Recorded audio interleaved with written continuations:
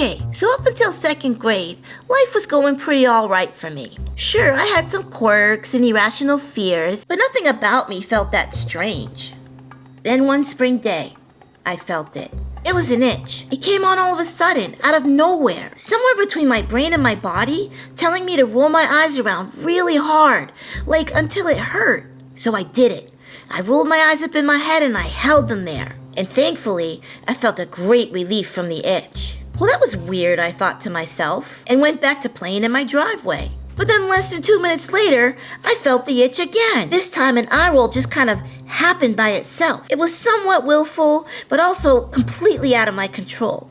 I'd never had that feeling in my life. For the rest of that day, the eye rolls came and went. No one else in the whole world did things this crazy. I was sure of that. So I felt so confused and really embarrassed. And I never told my parents about this weird phenomenon because I figured it would go away just as quick as it came.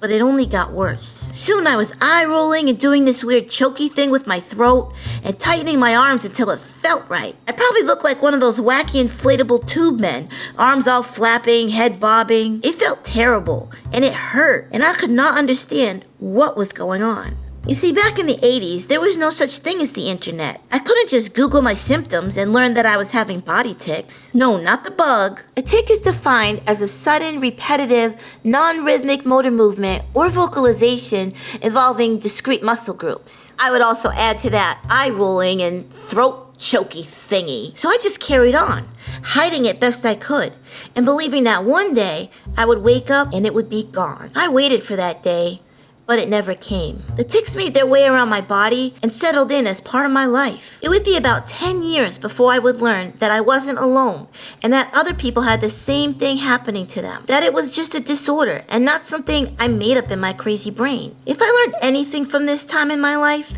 it would be not to be embarrassed to ask for help from the people that love you and talk to them about what you're feeling, no matter how crazy it seems.